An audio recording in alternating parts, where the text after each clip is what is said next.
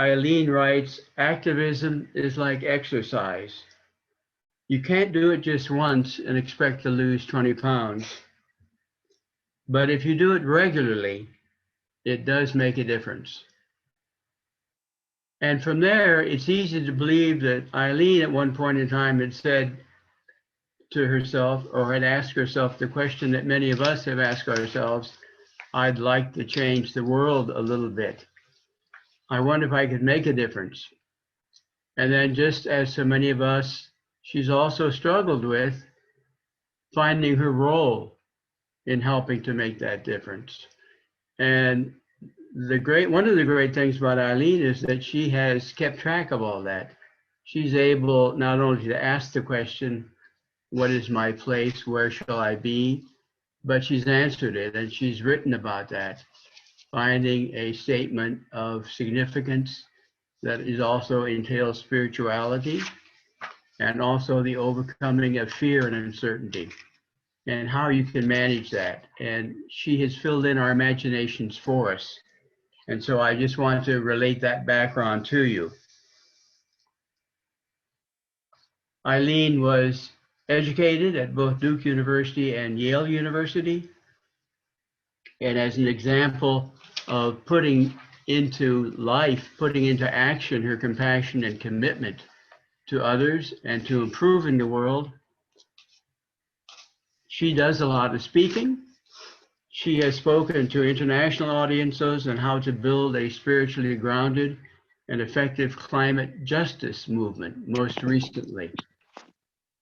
For 5 years, Eileen served as board chair of Earthquaker Action Team, a small group, but a scrappy group, it's called, a scrappy group which successfully pressured one of the largest banks in our country to stop financing mountaintop removal coal mining. And ahead of the 2020 election, she became the training coordinator of Choose Democracy, which was a group that trained nearly 10,000 people in nonviolent strategies to prevent any kind of a coup taking place in our country. Training nearly 10,000 people in that effort. Her next book, she's always working on writing and authoring articles and books. Her next book will be on the intersections of racial and environmental justice, where those two meet. Again, a major significant work. Finally, Eileen, along with her husband, Tom, they live in Philadelphia. I believe they have a dog called Spud. And she's a member of the Chester Hill meeting in the Philadelphia area. So having said that brief background, hopefully unveiling some of the riches of it, I'm pleased and honored to welcome Eileen Flanagan to SCYM 2021. Eileen, please. Are you going to speak out of the silence? I was going to, but I'm laughing so hard that you dug up my dog's name. Maybe I should just dive in. As you wish. Yeah, let's just take a moment to center, and then I'll start.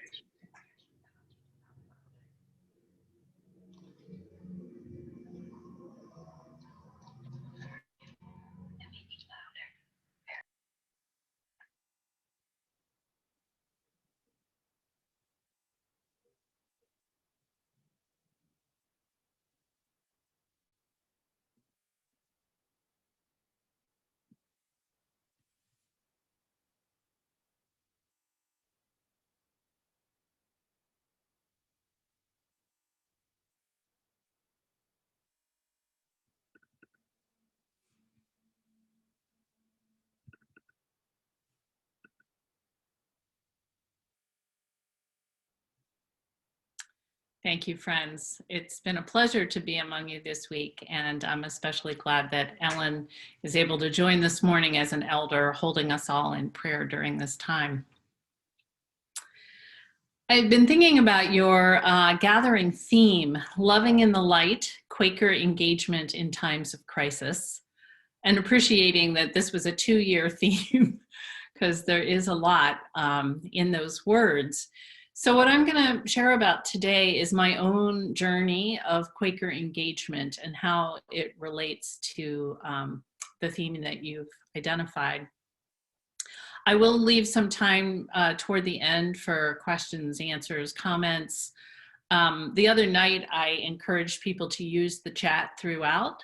But today, I would prefer if you waited to use the chat until I will invite you to partway through my talk. So I want to start with the word loving because it is something that I think is important to my own engagement with the world as a Quaker. The two issues that I've worked the most on would be care of the earth and racism. And both of those, I think, were motivated and continue to be motivated by love. Many of us have heard this quote from John Woolman, "Love was the first motion." It's from a journal entry where he describes feeling led to go and meet with the indigenous people of Wyalusing, Pennsylvania. And as I read his description of this, love was the first motion, I hear it as being about how God was working through him, that he was experiencing this leading out of a sense of love and connection, which is often the first motion for me in a leading.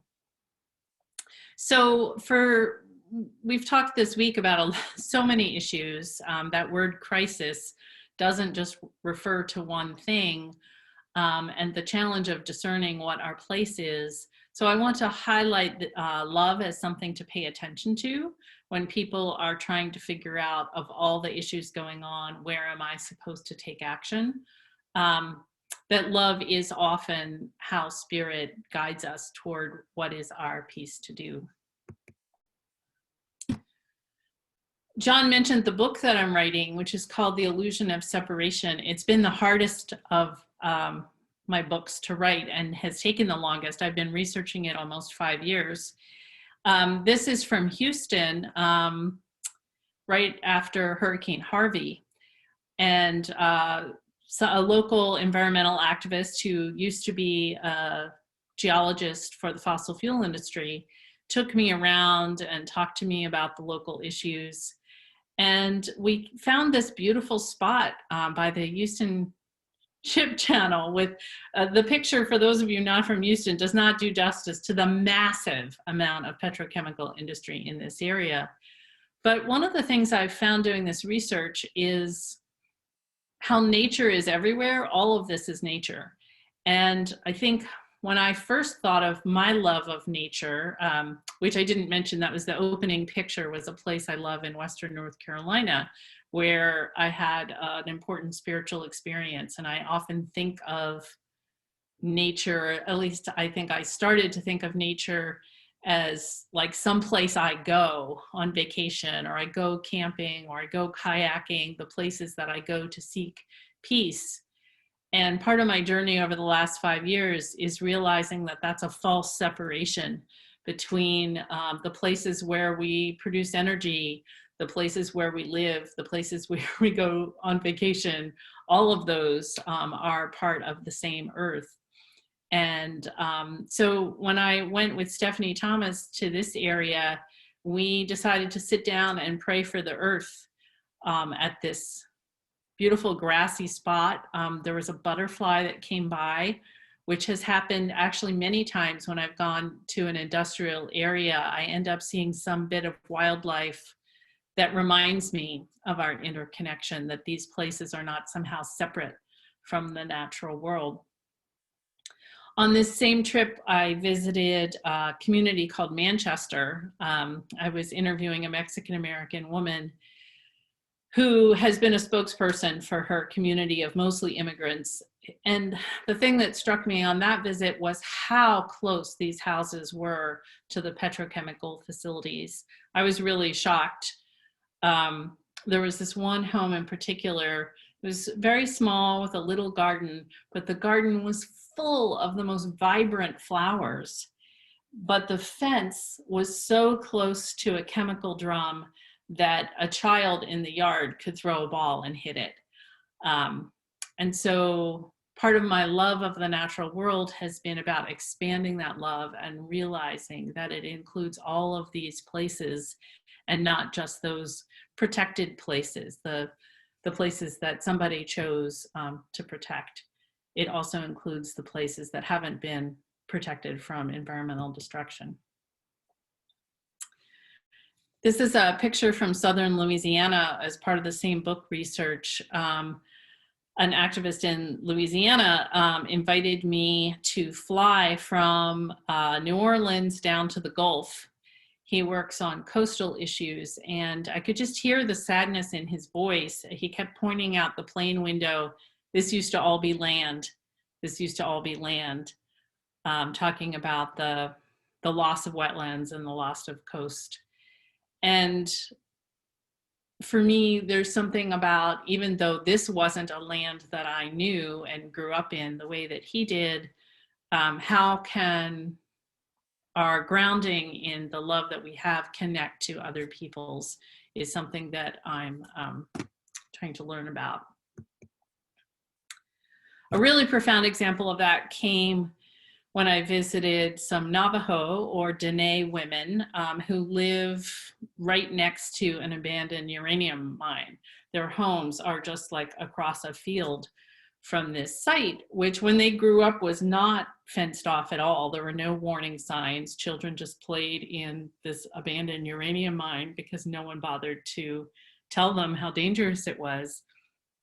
Finally, there's been some signs put up, some fencing, but basically the EPA remediated this by putting some other dirt on top of it. They haven't really done a thorough cleanup. And these women are so committed to this land that their grandparents lived on that they have continued to pressure. They've now been offered to be relocated by the EPA, but they don't want to leave the land. They want to see the land restored. And so they've been pushing for a temporary relocation while the cleanup happens. But that commitment to land, even when it's been so damaged, was really, really moving for me. And again, challenged me to expand my notion of what I thought was this deep love of mine for nature. I've continually been pushed to kind of expand that. It connects to Paula Palmer's workshop yesterday on toward right relationship with Indigenous people. This was a quote that she had from the Bree people in Costa Rica, that the people and the land are inseparable. And realizing that while I grew up thinking of myself as a nature lover, Girl Scout for 13 years, president of my high school outing club, I really wasn't taught to love the people who had loved this land before me. And so that's another growth area. And it makes me think of the word light, which is also in the title, Loving in the Light.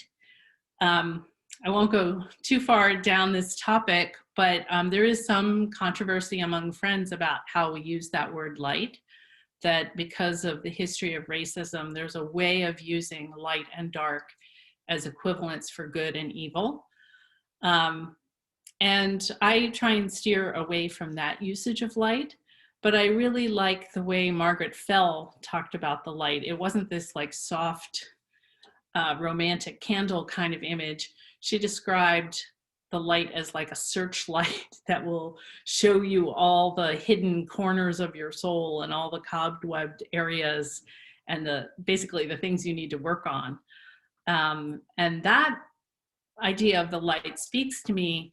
And so when I think about this issue of what were the things I wasn't taught to love, I think that is a place to bring light to the question. So love can be my grounding for my engagement in the world, but it's worth paying attention to how were we acculturated, who are the people that we weren't taught to love, and what is the growing that we can do in that. There was talk in the discussion last night about how we are all connected in spirit, and I believe that. So what does that mean to grow in love in that way? It's, I'll say one more thing about the natural world as teacher, is that the more we learn about ecology, the more we learn that we are all connected ecologically as well as spiritually. One of the facts from the BP oil spill that stays with me is that 80% of pelican eggs in Minnesota, the year after the BP spill on the Gulf Coast, 80% of the pelican eggs in Minnesota had oil or toxins from the cleanup of the BP spill. And scientists believe that turtles in the Gulf of Mexico have carried those same toxins all the way to West Africa.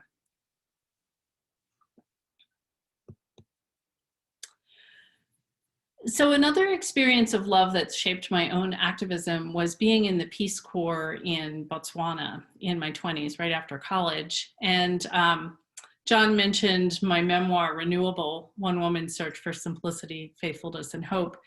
That book is really kind of grounded in my experience as a Peace Corps volunteer because that had such an impact on me. So anyone who read that book, this is my friend Marita Pello, who plays a starring role. Her name means Mother of Prayers in Setswana. And this is a picture of her from the 1980s. She played a major role in my becoming a climate activist because although I had learned about climate change a long time ago, believed it, it frankly felt too abstract for me to really get my heart around. I could kind of get my mind around it, but I couldn't really get my heart around it because it just sounded unreal. So even when I had kids, even though I tried to do some things to limit our carbon footprint, it didn't really hit home until one day I had reconnected with her 25 years after I was in the Peace Corps. It was summer in Southern Africa and winter in Philadelphia. And so I just casually said, "Oh, how's the weather?"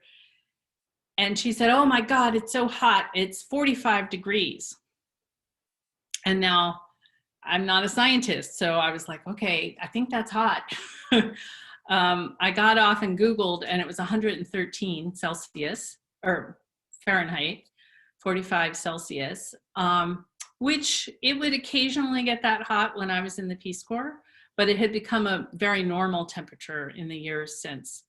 I started reading about how not only was Botswana hotter, but the rains were off kilter now because a warming atmosphere holds moisture for longer. It will delay rain, it can cause drought, but then when it does rain, it'll be torrential.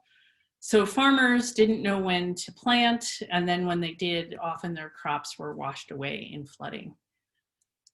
I found a statistic from the UN Food and Agriculture Organization that said basically if humanity didn't make a major change in how we consume energy, 180 million people were predicted to die from climate change in sub-Saharan Africa alone in the 21st century. And that statistic just hit me like a ton of bricks. And I thought, this is something that I feel led to respond to. I ended up going back to Botswana 25 years later. This was another one of our neighbors, Mosetsana, and seeing her grandkids. And so while I'm partly motivated to work on climate change because of my own children, I frankly think their odds are better than Mosetsana's grandkids, who live in a country that is, a lot of people describe it as being like West Texas. It's already hot, it's already dry. It's much more vulnerable than the United States in terms of how people might adapt to the changing climate over this century. So feeling led to work on this issue challenged me to think about what does that mean? For many years, really since the Peace Corps, I had done small conservation things. I carried canvas bags before that was a cool thing to do and started composting. But as I learned more and more about climate change, it just felt insufficient and almost discouraging to make those small steps knowing that the problem was so large. And I started to feel similarly about the kind of Quaker activism I had been part of. I had gone to many, many, many peace vigils, especially around the wars in Afghanistan and Iraq. But, you know, the bombing of Syria, there were lots of times when I showed up to a silent vigil and started to feel a real sense of despair about any of it making a difference. Now I want to acknowledge that these friends are not from my community. I just Googled Quaker Vigil and found this picture. But I love this picture because I'll read the signs for anyone who can't quite read it. One says, pray for peace and nonviolence. The second says, green living plus social justice plus oneness equals world peace, which is more or less my philosophy. Peace cuts taxes, war is a racket, free private manning. I really relate to these friends. I've been to many vigils like this, and I want to acknowledge that last night Karen shared a moving experience of a peace vigil in protest to an execution in Arkansas. And she shared how, the church across the street, realized that they had something in common with the Quakers. They felt the same way about this, that they got beeps from people, that the vigil gave them a sense of not being alone. And I want to acknowledge and honor that can be really important. I know a lot of people have had experiences of profound prayer at a vigil like this. I think integrity-wise, it's almost like me carrying the water bottle. There are some things that we have to do out of a sense of integrity, that I have to do something. And so I don't want to make light of this kind of action in any way, but it became clear to me that this is not going to stop the war, and that it was important for me to know in my mind the difference between a change strategy and what I think of now as a spiritual practice. So a major shift happened in 2011. I felt a very clear leading to go to the Philadelphia Flower Show. And it's hard to describe. It's this huge convention center. They haul in tons of dirt. There's all these different gardens and displays, but it was packed.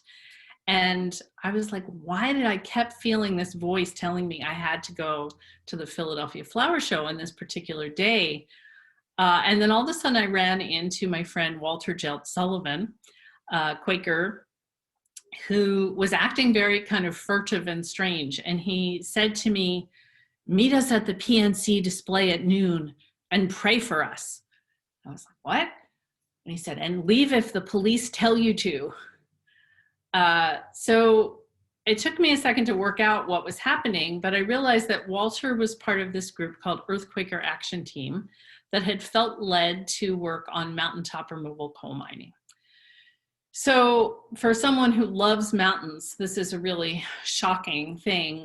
They literally blow up the tops of mountains to get hard to reach coal. This picture is from West Virginia. And this new group, Earthquaker Action Team, had formed really coming out of the yearly meeting of Philadelphia yearly meeting in 2009. George Lakey had given a talk where he said, if we're really serious that climate change is going to be catastrophic, shouldn't we pursue the kind of methods that have worked historically? And he made a case for doing nonviolent direct action, which I'll explain in a little bit. So this group had decided to pressure PNC Bank, which was founded in Philadelphia. It had Quaker roots, or in Pennsylvania, it had Quaker roots. They bragged about being a green bank. And because it was Pennsylvania based, there were lots of branches around. And they were one of the biggest financiers of mountaintop removal coal mining. And so this little group of Quakers was challenging this giant bank to change their investment policy and no longer put money into this disruption. Come back to the flower show. PNC was the major financial sponsor of the flower show that year. So I followed Walter's invitation and went to the PNC display at noon. And here were these several friends standing behind crime scene tape, wearing these t-shirts that said Flower Crimes Division, joyously singing Where Have All the Flowers Gone in the middle of the flower show, and highlighting the fact that PNC was funding the flower show. They were trying to get kind of good publicity as being a green bank when in fact they were financing this horrible practice. Seeing this group of friends really changed my life. It's not an exaggeration to say I felt this joy and power in what they were doing, and I volunteered to start handing out flyers to people who were walking around us. So I want to pause for a moment and ask you to consider a question. I want you to look at these two different pictures, these two different ways of Quakers being engaged in the world. And I want you to think, just internally at first, what is the difference between these two kinds of engagement? So just notice in the picture or from the stories that I've told, what do you notice the difference is?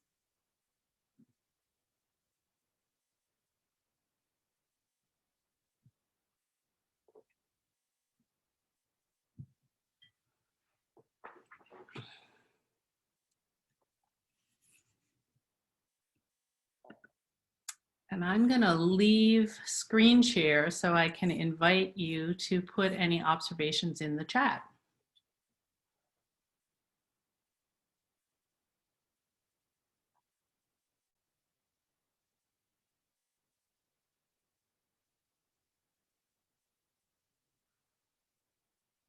And if people could write it to everyone, not just me. One group has a focus and specific goal. The vigil is safe, physically safe. Yeah. Directed at a specific institution.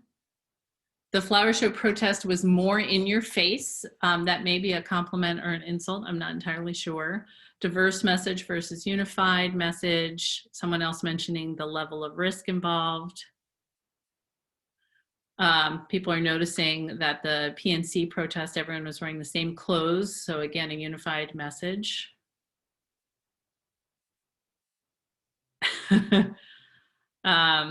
Great.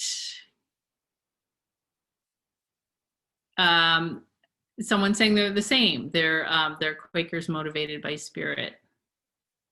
Active versus passive engagement.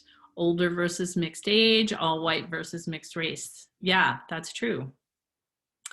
And I think specifically, I think it relates to race, but it definitely relates to the intergenerational part, that Equate has had a much easier time, I think, recruiting young people. Whoever just shared their screen, I'm going to boot you off. I'm not quite sure why that happened.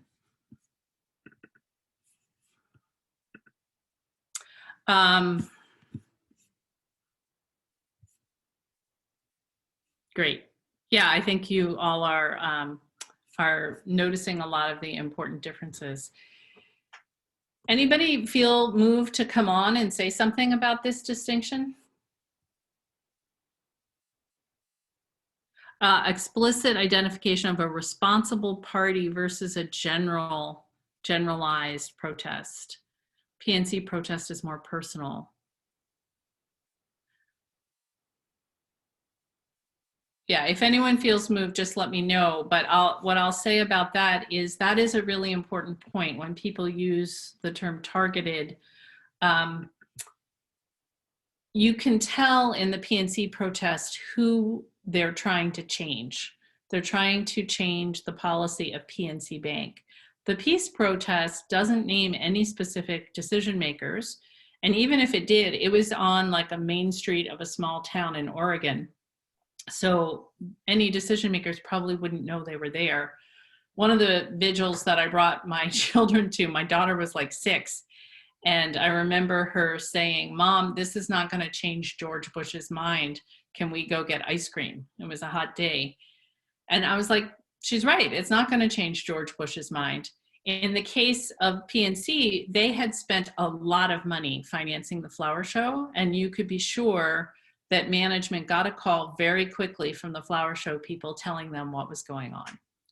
So one way to think of nonviolent direct action is you are putting direct pressure on decision makers in a way that they will know you're there, as opposed to other kinds of activities where they may or may not ever hear that you're there.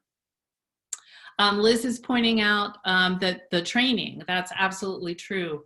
that especially in the early years, Equate did a lot of training for every action, and this was a civil disobedience action. So those people were willing to be arrested. They weren't, as it turned out, but they were willing to take that risk. So they had gone through a lot of training to prepare, to make sure they were grounded, and that they were willing to take that risk. And that does absolutely build closeness in the group. Eileen, you might explain equate. I don't think you have yet. Oh, thank you, John. Yeah, so EQUATE stands for Earthquaker Action Team. And as I mentioned, we came out of the 2009 yearly meeting in Philadelphia yearly meeting, when George made this call that said, if we're really serious that climate change is going to be catastrophic, shouldn't we learn from history? And so he talked about early friends who did all kinds of bold confrontational actions, even from the 17th century. Thousands of Quakers went to prison challenging the Church of England, refusing to go along with norms like tipping their hats to their social superiors or using honorifics for judges and things like that. There were Quakers who broke the Fugitive Slave Act and sheltered people who were enslaved. There were Quakers who did very bold action during the Vietnam War and to stop nuclear testing. So there's a long, long line of Quakers non-violently, grounded in love and prayer, challenging what they think is wrong in a very direct way. And that was the tradition that George was calling us to, and that EQUATE was founded out of. Anything else about this before I go on to, I'm going to spend the next bit of time talking kind of about this philosophy, but behind EQUATE's work and what it looks like. I'd like to address one thing that I'm really grateful for. I know that this is not just a Quaker problem, you know, figuring out how to focus and target this way. And I've never figured out how to really give it the kind of context that my peace activist friends have really understood the difference between standing on the corner with with signs and actually accomplishing things. And I would really like to share parts of this talk with some of them. Great. That's wonderful. Thank you. And that is where I'm going next. And I'll just say, also teach online classes specifically on that kind of topic. If you visit my website, there's more resources on that. Just a comment, if I may. Okay. Beverly Rapp, which is, a long time ago, I used to work in media professionally, and I can tell you which protest would grab people's attention and their interest. I mean, it's evident. It was a very creative idea, the flower crimes scene. Very creative. I applaud the people that came up with that. Thank you. Thank you, Beverly. That's absolutely true. The reason I found the photo of the Quaker Vigil is because they had one media story after doing it for 9 years. So I want to acknowledge the faithfulness of those friends, but it was after 9 years the local paper wrote a story about them. The Flower Crimes Division made the news immediately. The local NPR station, which was covering the flower show anyway, talked about it. And then the following couple of years, every time they covered the flower show, it would be mentioned that, oh, and last year there was a protest at the flower show. And it's true that things that are surprising, funny, creative are much more likely to get media coverage than something that happens every week and that doesn't have as dramatic a story behind it. I want to share a clip from a speech from Martin Luther King Jr., which I think helps to get at the distinction that I'm talking about here. And it made a big impact on me. So I just want to play this little bit. And Oh, what? Jeez. It just asked me to log into something to share my computer audio. So who can I see? I can see John. I'm going to play this, John, and give me a thumbs up if you can hear it. And if you can't, I'll just paraphrase. Okay. Now we got to get this thing right. What is needed is a realization that power without love is reckless and abusive, and that love without power is sentimental and anemic. Power at its best.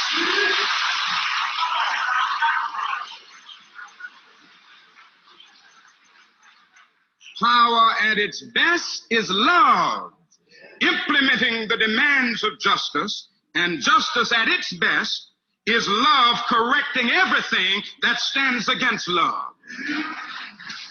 This is what we must see as we move on. Now, what has happened is that we've had it wrong and mixed up in our country.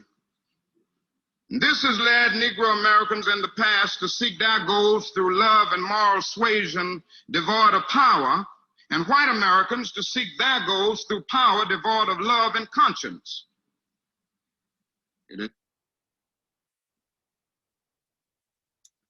All right, I'm going to pause there. To give a little context for this speech, this was the 11th anniversary of the Southern Christian Leadership Conference in 1967, not that long before King died. King became clear by the end of his life that what we needed for real change in this country was both a spiritual transformation, but also a very practical transformation of laws and systems that were unjust. And that's the same conclusion that I've come to, that we need both. And that this speech talking about power and love was a way of reconciling how are these things connected. So I want to highlight a couple of the words that he shared.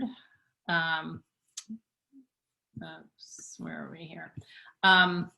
The speech was called "Where Do We Go From Here?" if you want to Google it. The quote that I use most often is this opening line: "Power without love is reckless and abusive." Last night, people were sharing about some of the challenge of the last 4 years, and I think that this line kind of sums it up. When we see power that has no sense of connection, no sense of love, the extreme harm that can be done. And love without power is sentimental and anemic. Now, remember, he's talking about his own movement. Several years, more than 10 years after the Montgomery bus boycott. So the civil rights movement had in some ways built a lot of power by 1967, but not nearly as much as what they were up against. And so he's challenging an audience of mostly ministers to say that as ministers, we were taught that power is bad. He goes through a whole thing about Nietzsche and philosophy and how people have gotten confused about what love means. But basically, if you really love people, if you really, in his case, love Black people, we need to create the social power to change the systems that they're living in. And he acknowledges all the gains of the civil rights movement up to that point, but then also acknowledges all the work left to do. And it's kind of heartbreaking to listen to over 50 years ago how much is still true in terms of the inequality that he saw. And so it's because of that that he believes we need more power. And he explains what he means by saying, giving the example of the UAW, the labor union of people organizing together can actually get a big corporation like General Motors to say yes when they want to say no. So he says that's what power is. It's the ability to achieve your purpose. And so he's advocating for that. And then later in the speech, he says, it is precisely this collision of immoral power with the powerless morality, which constitutes the major crisis of our time. So as I thought about your theme around crisis and being in a time of crisis, there's still much that resonates about this. Certainly when we think of climate change, the power of the companies that are profiting off of the status quo is so much greater than the people who are working to challenge them. Even though the number of those people has grown to the millions around the world, in terms of political influence, in terms of money, in terms of many things, the power is still unbalanced. So to this question about how do we help people understand how to target, one of the tools that Equate uses that I learned from George Lakey is called the pillars of support. And it's based on research that shows that even dictators can't stay in power unless they have other institutions supporting them. So in the case of a dictatorship, it might be the military, the police, the local universities, the banks. Once I explained this in a class of Doug Gwens, who some of you might know. He's a Quaker author and historian and teacher. And I was explaining about the pillars of power, and he said, you know, I think early Quakers were way more strategic than people give them credit for. They really believed that the monarchy was wrong, but it was kind of dangerous to go after the monarchy. And so they focused on the Church of England, which was basically legitimizing the monarchy. And they refused to pay tithes to the monarch, to the church, as a way of kind of rattling or undermining the power of this unjust hierarchy that they felt was against God's will. And I've heard this week examples that I think fit this theory. Last night, Alex was talking about how he can't change Israel as an American, but that US aid to Israel is basically a pillar supporting the unjust treatment of Palestinians. And so a place that he could work is to help undermine support within the United States for those harmful Israeli policies. So an example of this for Equate, we were founded to work on climate change with the intersection of justice. And so there are many, many, many things that support the fossil fuel industry. The investment of pension funds, utilities, lax regulation, campaign finance laws. And so just to be clear, there's a lot of different kinds of activism. FCNL does an amazing job of working on legislation, and that is part of the puzzle here, right? So it's important that some people are working on legislation. Equate's approach is to take on some of those other things, especially the other corporations that support the fossil fuel industry. So we decided to target a financial institution. Since we made this choice in 2010, this has become a much bigger part of the strategy of the climate movement. So far, I looked it up last night, 14.5 trillion with a T dollars have been divested from fossil fuels because of faith communities and universities and other cities deciding that they don't want their money invested in fossil fuels, including Friends Fiduciary. And part of this is not just morality, we don't want our money going to a bad place, it's also doing it together as a movement. So to this point about what makes something powerful, it's partly that collective action, right? So for example, my meeting for many, many years hasn't invested in military or, you know, weapons or guns. That's fine. That's a statement of conscience, but we're not under any illusion that that's going to change the gun industry. But when people around the world divest from fossil fuels to the tune of heading toward 15 trillion, actually that pressures industry to make changes. Exxon has now come out with a climate change plan. And the press I've read about it says that it was partly in response to investors saying, we don't want to invest in you if you aren't dealing with climate change. So that's an example of what we mean by who are the people who give power to an industry, and how can we make change by paying attention to power, how power works.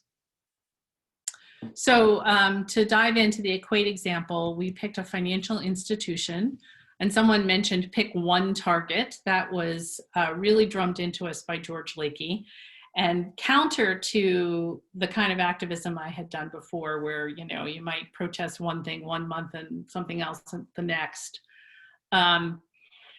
To build power really means to focus. And so we picked one institution. PNC, as I said, was Pennsylvania based. They bragged about their Quaker roots. There was this clear hypocrisy. And so that gave us leverage. While big fossil fuel companies generally don't care that much about their public image, banks do.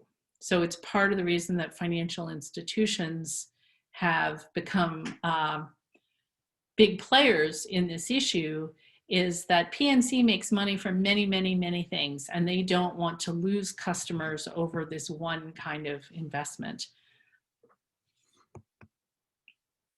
So other things that we did, we really included spirituality in both preparation and action.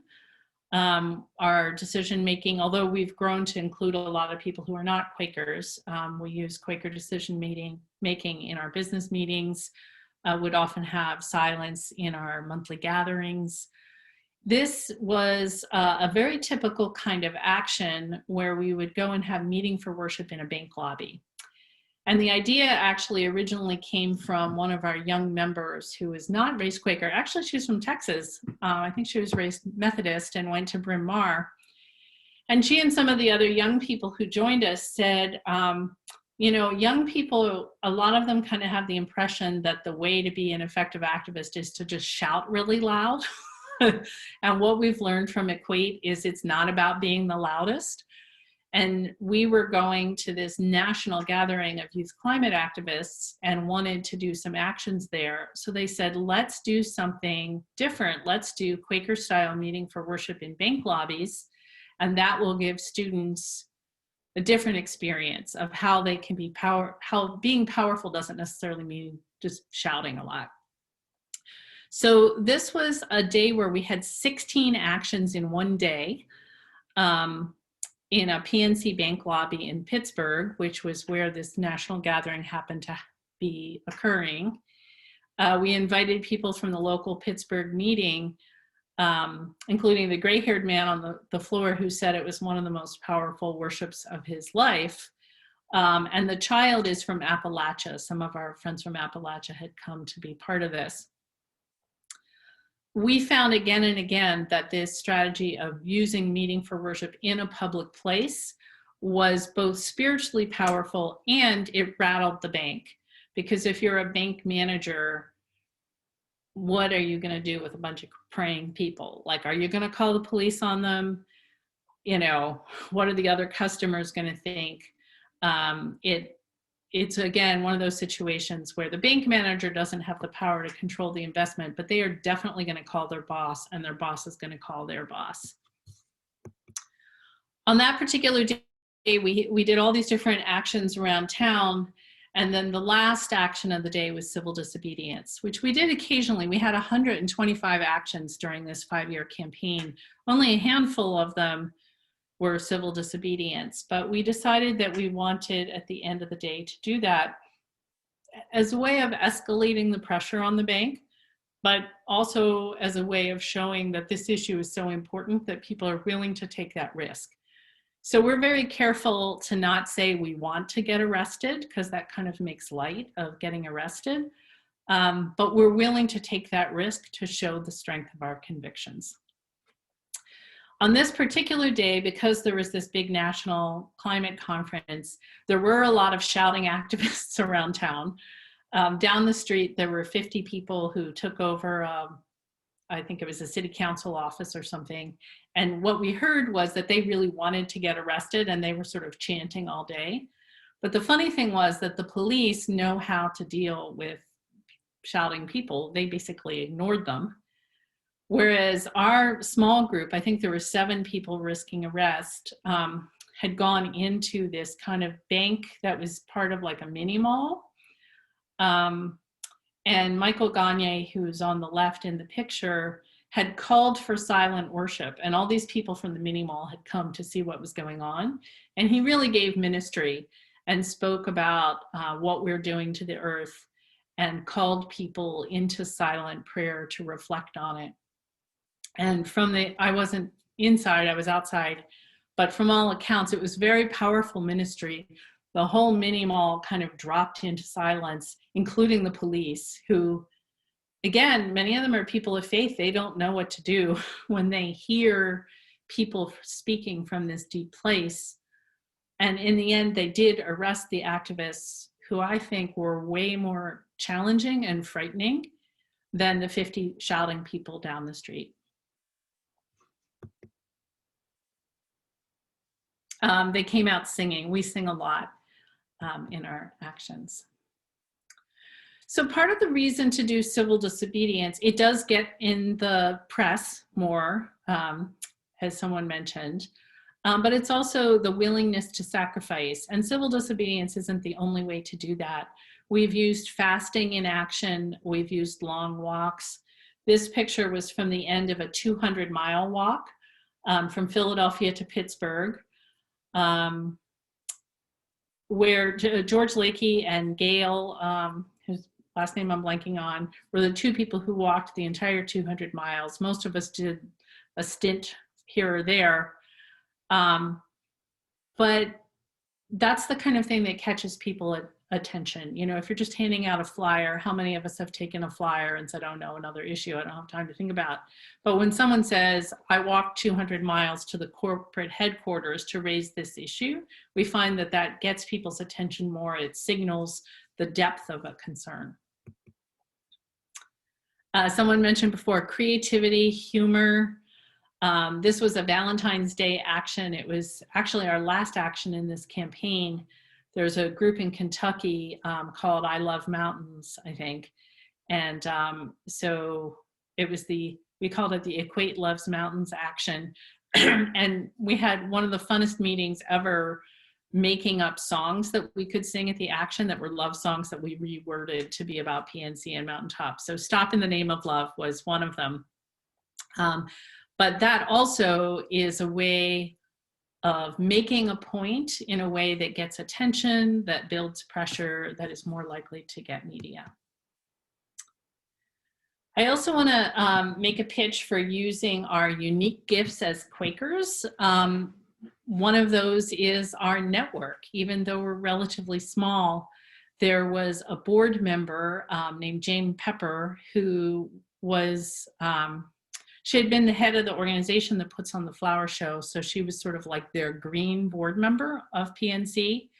And so we started pressuring her to use her voice to speak out about mountaintop removal.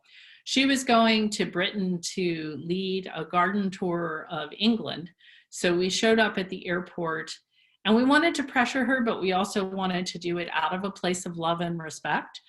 So we had these messages of like, be brave, stand up to PNC, speak up the truth. She somehow avoided us at the Philadelphia airport, but because we are part of this international network of friends, we found these few British Quakers who were excited about what we were doing, and they went and showed up and visited Jane Pepper at her English hotel where she was giving the garden tour. They brought her chocolate, welcomed her to England, and spoke about their concern about mountaintop removal coal mining. So it was a way both of using our Quaker ability to see that of God in people, speak from the heart, but also by following her to England, we were giving a sign that this is not a group that's going to give up easily. I want to wrap this up pretty quickly, so I'll just tell the end of the story quickly.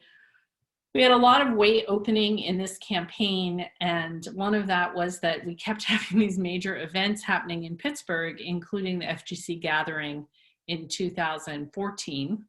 So we were able to bring 200 Quakers from around the country and maybe even some here got on the buses with us that day. We went and we had meeting for worship in bank lobbies again. We did some training with Quakers who we met through the gathering, and then they went home and organized their own actions. So these pictures really made me cry, actually. We had this day of action, and we started getting photos of Quakers worshiping in bank lobbies around the country, including many people who I didn't know at the time. It was like, where did all these Quakers come from? But in the end, we had 300 people in 31 locations in 13 states and the District of Columbia.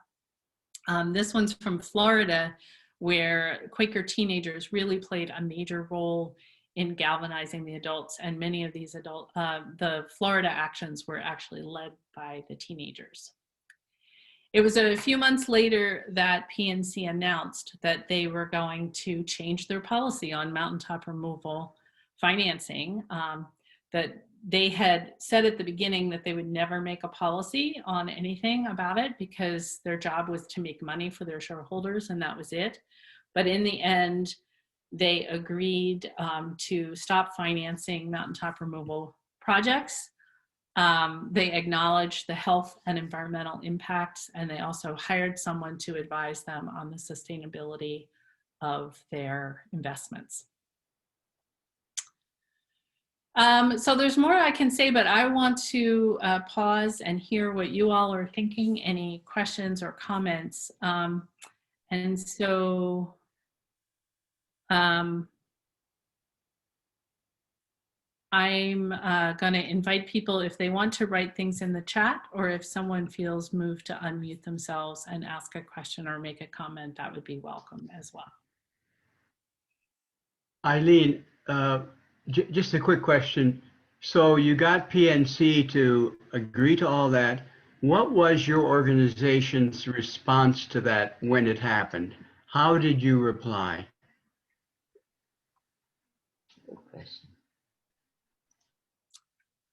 That's interesting. I'm curious if you have a specific thing in mind. I'm trying to remember. We actually, the end of the campaign was facilitated through an allied organization, Rainforest Action Network, who was meeting with PNC. Friends Fiduciary was also meeting with PNC on investments. And so the kind of conclusion of the campaign really happened through their negotiation on our behalf. So we didn't have a moment of sitting down with them. I'm just wondering, did you make sure that every element of the campaign, and you'd been doing it for 5 years, did every element of the campaign sign a letter or write their own letters, or would that have been considered just overreacting? Yeah, we didn't ask everyone to write PNC letters. We did have, you're making me realize now my memory is fuzzy about this. We celebrated, I think we used social media to acknowledge the step that they had done. I do think there was some philosophical difference between people who wanted to thank PNC and people who didn't. And since then, I've read more about Kingian nonviolence. I think a Kingian approach would be to have more of a reconciliation process at the end of that kind of campaign. We didn't really do that. I think we celebrated, we posted about it, and then we had a process of naming our own learning. We had a kind of graduation ceremony because many of us learned the skills of direct action through this campaign, where people were encouraged to name what they had learned through this experience. But we didn't have a sit down with PNC at the end to all, have cookies together or anything like that. Thank you. Sure, thanks.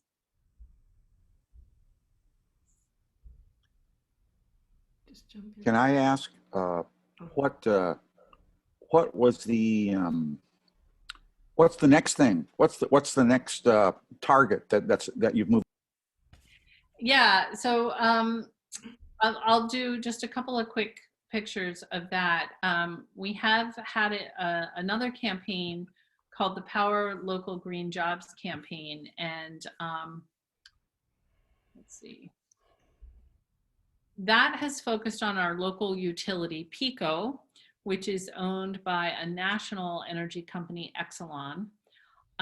We felt called to make this campaign really about the intersection of climate change and economic and racial justice. PECO nets $1 million a day from our region, which Philadelphia is a majority Black city. And actually most of Exelon's utilities are in majority Black cities where they're asking for a rate raise again, without really investing in a transition to renewable energy. And so we were focusing on the possibility of green jobs, more solar in our region, hiring people from local communities that really need the jobs the most, and replacing some of our fossil fuel use that way. Again, this was at the end of a 100-mile walk for green jobs through the region. And I'm not talking as much about this one. I think we're still in the midst of figuring out what we've learned from this campaign. I would say that in general, we picked a big, Exelon is a huge company. Utilities are more entrenched than banks. Banks can move their money more easily than utilities can move their infrastructure. And I think we underestimated the difference of that. And so we have not been able to move PECO to make the major investment in solar that we wanted, but we've gotten them to invest $200,000 in solar job training, prioritizing people from low-income communities. We've gotten them to address the concerns of solar contractors who they didn't realize were all mad at them for a lot of the obstacles they put up. They had 0 staff working on solar before our campaign began, and now they have a significant staff really working on this. Exelon's been investing in the grid so that it can make more of a transition. And so in some ways, this campaign has been very exciting and has made a lot of progress for our region. And we've also fallen short of, we had this goal of 20% local solar by 2025. And we've reached a moment where it's clear we're not going to get that. So equates actually in a discernment process about where we go from here. But I'll tell one last story connected. So this was one of our civil disobedience actions in this campaign in PECO's lobby, where Reverend Holston from a partner organization started preaching to the customers in the lobby. And it was interesting because our experience is that companies don't really like to arrest activists in their lobby because they know it'll probably make the paper. And so they were trying to ignore us and wait us out. But when Reverend Holston started telling the customers that PECO makes $1 million a day in our communities, that was when the company gave the police the go-ahead, like, yeah, get them out of here, which I thought was an interesting learning. But I wanted to connect this to the Baton Rouge bus boycott, this story that's become important to me lately. I don't know how many people have ever heard of the Baton Rouge bus boycott. Anyone? Oh, good. Most people haven't because they didn't win. It only lasted a week. It was before the Montgomery bus boycott, but because they had tried this in Baton Rouge, they learned some things that worked. They realized that if you wanted people to sustain a boycott, you need to help them get rides to work, or else they're just not going to be able to keep it up. And so when Rosa Parks was arrested in Montgomery, and the Montgomery bus boycott launched the activist career of Martin Luther King Jr. and is often cited as like the real beginning of that aspect of the civil rights movement. The people from Baton Rouge called the people in Montgomery and said, well, we didn't win, but this is what we learned. And so one of the things I've been thinking about, including in my own research, is the importance of us sharing what we're learning, whether we have the big splashy win or not. What are the things we're learning in this work that we can share with each other And I think, again, it's an advantage of the Quaker network that we are connected with people across the country and around the world where we can share these lessons and learn from each other.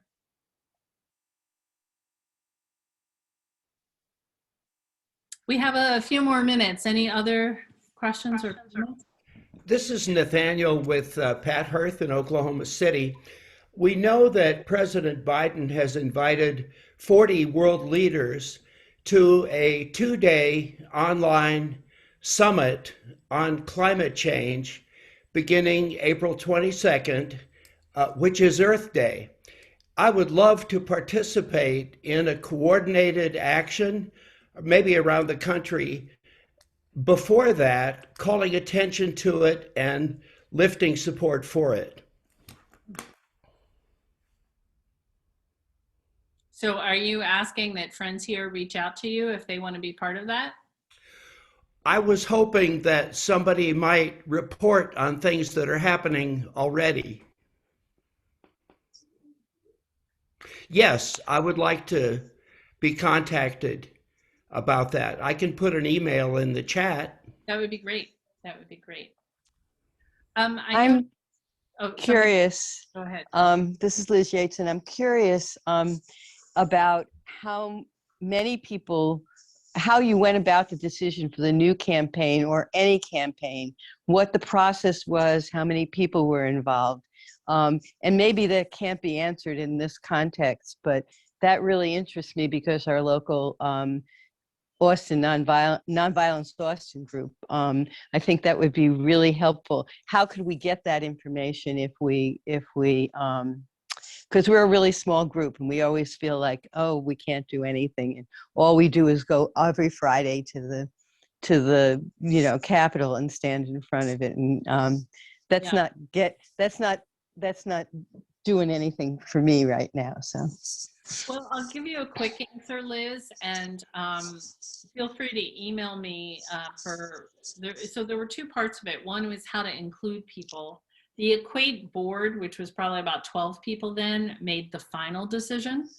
We set up a structure so that, unlike a Quaker meeting, you can't just walk in off the street and have a major voice, because, PNC could easily send people, to throw a boomerang into the decision making. But we did want to include the broader community. So we had a lot of brainstorming. We had research teams that looked at different possible campaigns. We had meetings where people explored, how they felt, like where was the energy in the group.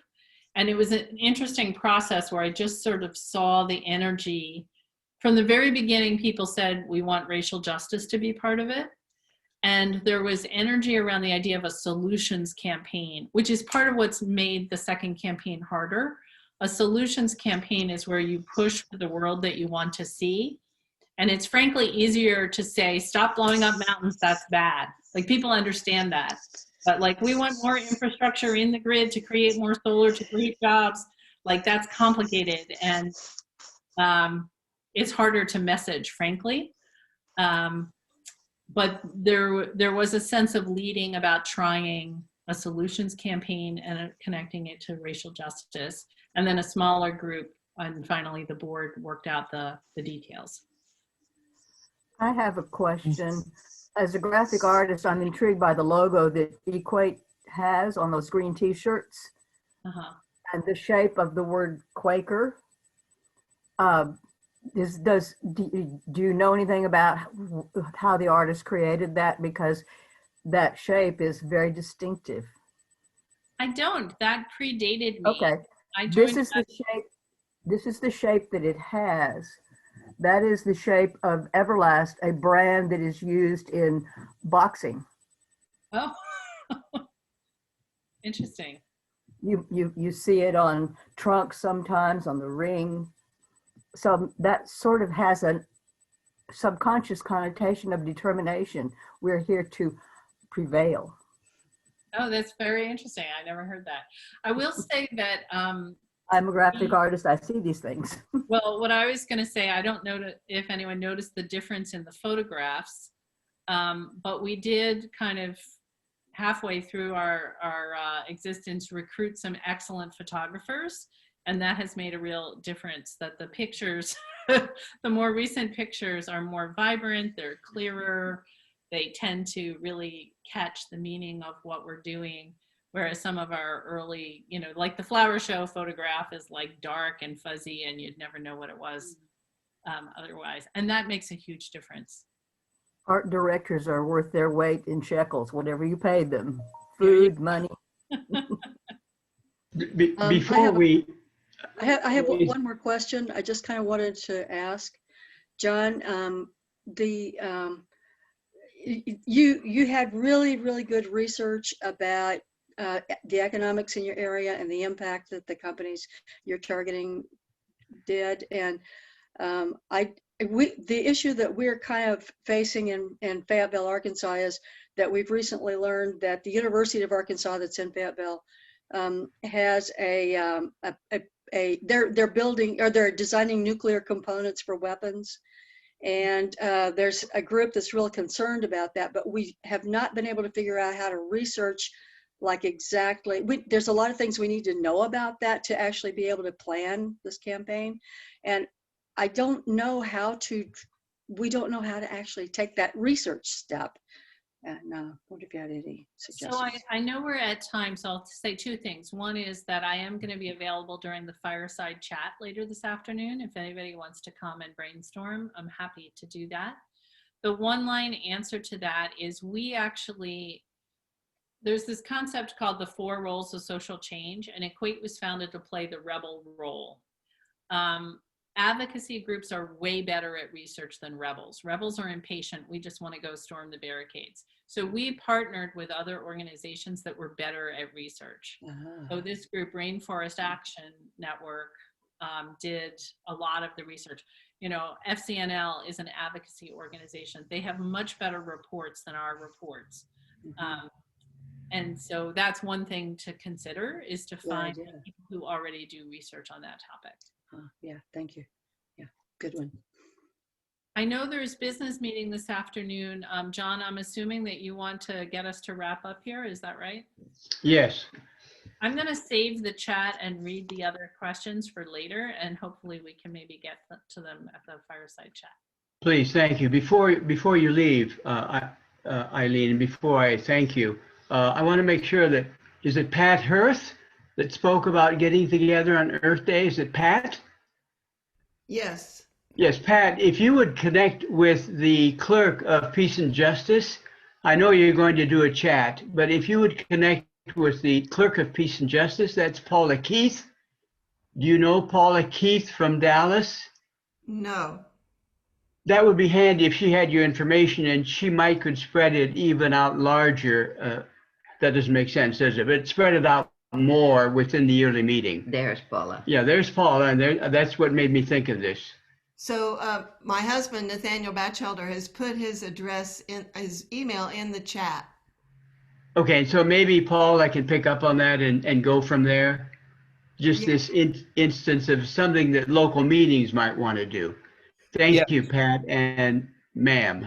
Nathaniel, and we took notes on what you said. Thank you.